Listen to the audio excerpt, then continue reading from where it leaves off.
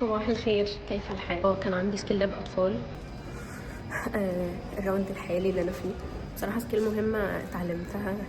الكليه بتعلمنا حرفيا ان اي كرسي تلاقيه في اي مكان شده واقعد ذاكر عليه او اسمع اي حاجه، انه خلاص يعني اوريدي مفيش وقت.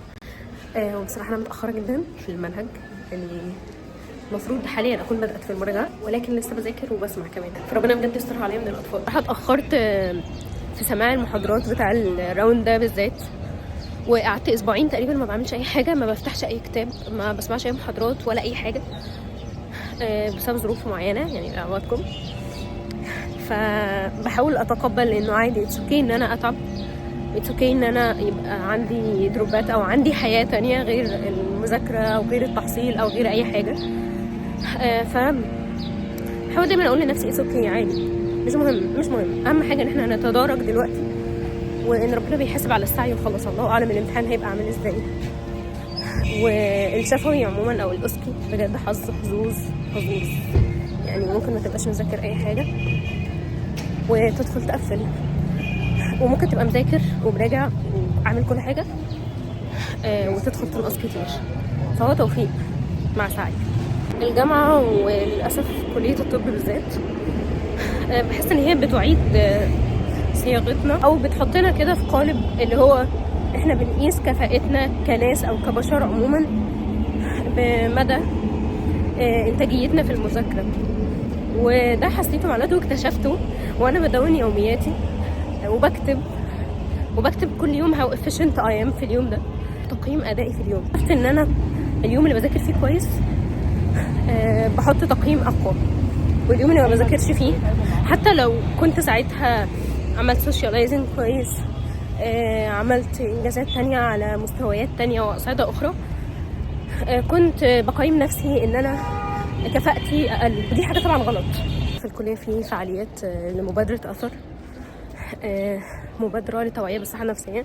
واحدة من اكتر الحاجات اللي انا مبسوطة ان انا كنت جزء منها في الكلية.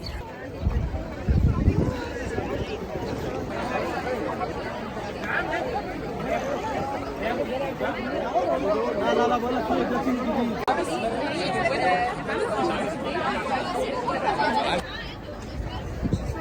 المبادرة خلصت واليوم خلص.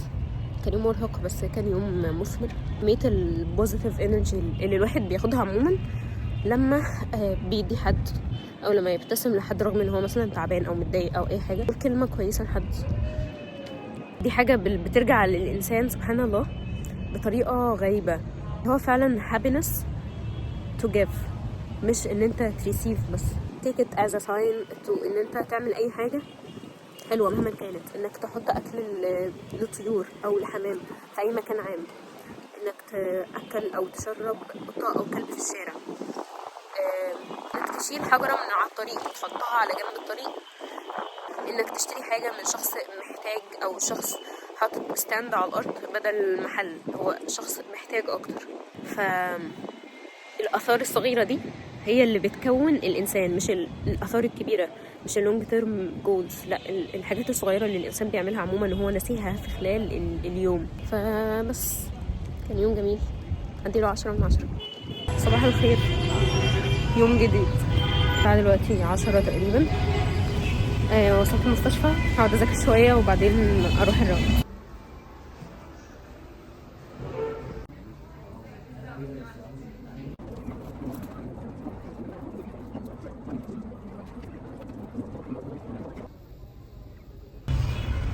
مبادرة أثر هي مبادرة اتعملت من سنتين، المشاركة فيها بقالي سنتين.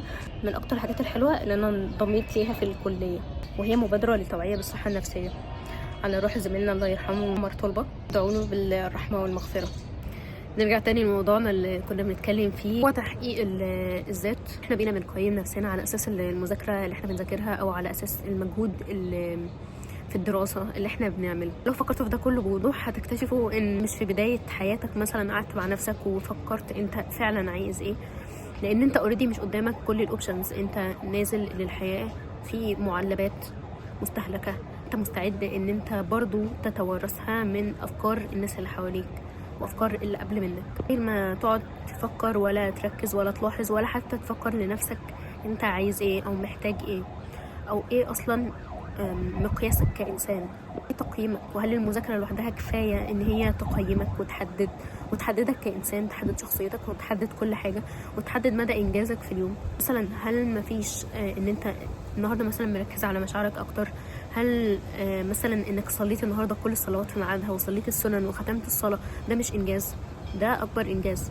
قرأت الأذكار النهاردة، انك ساعدت حد، انك ابتسمت في وش حد، انك ساعدت اهلك في البيت، انك اتعلمت حاجه جديده بعيدا عن الدراسه، انك اتعلمت مهاره جديده، انك نزلت تطوعت في حاجه انت ما عندكش ليها وقت بس انت بس كنت عايز تعمل خير، بس ما عملتش حاجه، قعدت تتامل في خلق الله، قعدت تتامل في الشجر، في السماء، في السحب، نزلت بس اتمشيت، رحت الجيم، حافظت على صحتك. كلها انجازات، بس احنا بنوهم نفسنا بانجاز معين او بليمت معين او ببوكس معين حاطين نفسنا فيه وعاجزين ان احنا نشوف اي حاجه تانية بره اطار الصندوق ده. في كتاب حلو قوي بقراه حاليا وحابه اشارك معاكم اقتباس عجبني في النقطه دي. الكتاب هو الاسئله الاربعه لدكتوره هدى النمر. كتاب بجد مفيد وارشحه لاي حد، يعني انا لسه في اوله وحاسه ان انا مستفيده بكل كلمه هي بتقولها.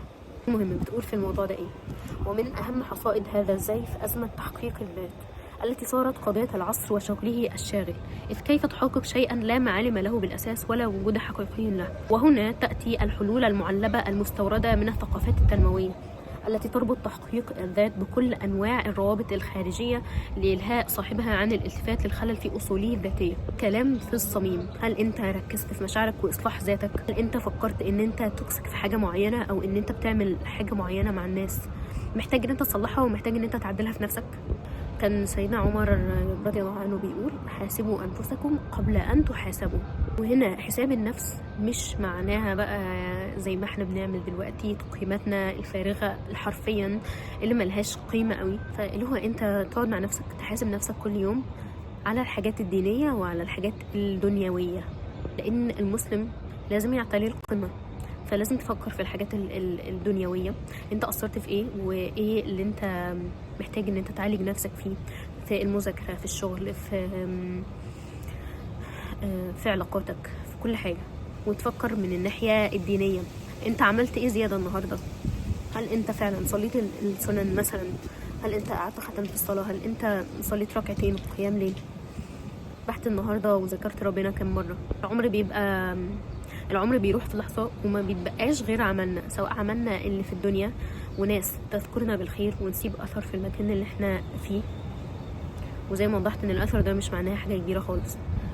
وتاني حاجة هو عملك الديني، هو ده اللي هيفضل معاك، هو ده اللي هيكمل معاك للحياة الآخرة.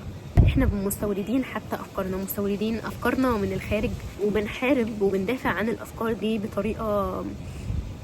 بطريقة غير مبررة. حتى الأجانب نفسهم مش بيدافعوا عن أفكارهم بالطريقة دي.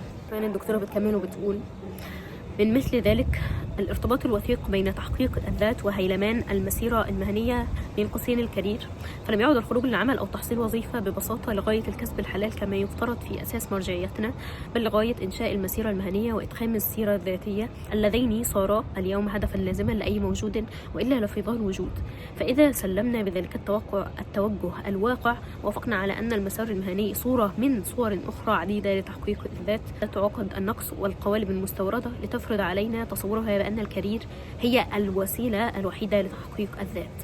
ولينكد إن بقى والحركات، والواحد يستمد قيمته من الإنجازات اللي هو بيعملها، إن هو بيتحول زي أدكشن، إن هو كل ما يزيد عدد الإنجازات اللي هو بيعملها كل ما يبقى بيحس إن هو ساتسفايد أكتر وراضي أكتر، بغض النظر عن الإنجازات دي هي غيرت فيه إيه أو أثرت فيه إزاي. السلم الوظيفي عموما دلوقتي معمول علشان يخلينا ماشيين في دايرة الفئران، أو كانوا بيسموها بالإنجليش رات ريس، وهي إن مثلا الموظف بيتوظف في الحكومة وبعدين بعدها يحاول إن هو يزق نفسه أكتر ويشد على نفسه أكتر علشان يوصل لدرجة أعلى منها، واللي هو بتبقى فرق في المرتب، ده بيبقى موتيفيتد له ان هو يكمل. والفرق ده مش كبير بصراحة يعني لو حسبناها، ولكن هو بيفضل يسعى ويكد ويعمل بكل جد واجتهاد لمدة كل يوم 12 ساعة علشان يعلى درجة. وبعدين بعد ما يعلى الدرجة مش بيبقى ساتسفايد حتى بالدرجة اللي هو وصل لها، لا بيبقى عايز يسعى ان هو يوصل لدرجة اعلى، فيشتغل اكتر ويتعب اكتر عشان يوصل لده، لحد ما يوصل وينتهي بيه العمر ان هو عنده 60 سنة. بيبص على حياته قبل كده مثلا نلاقي ان هو شغال سنوات عديدة مش بيعمل فيها حاجة، وبيجري ورا شيء مش واقعي. ده في كل شيء يعني، حتى في مهنة الطب انت بتبقى طالب، بتطلع امتياز، بتبقى عايز ان انت تحضر معادلة او تشوف زمالة بعدها، مش بتبقى عينك على الفترة اللي انت عايش فيها دي، بتبقى عينك على الفترة اللي بعدها، وهي الفترة اللي انت المفروض تروح لها. بعد الامتياز بتفضل تفكر في التكليف، بعد التكليف بتفضل تفكر في الزمالة، بعد الزمالة بتفكر في الدكتوراه، فهكذا. فتلاقي ان العمر جرى بيك وانت لسه هناك من 20 سنة. فالسلم الوظيفي معمول علشان يستعبدنا بشكل أو بآخر، وما نلتفتش لإصلاح ذواتنا الداخلية والإصلاح نفسنا والتركيز على المهم فعلا. تصور فكرة الذات أو تحقيق الذات في مسار معين أو وجهة معينة، بس ده قمة الغباء. الدكتورة بتكمل وبتقول إيه؟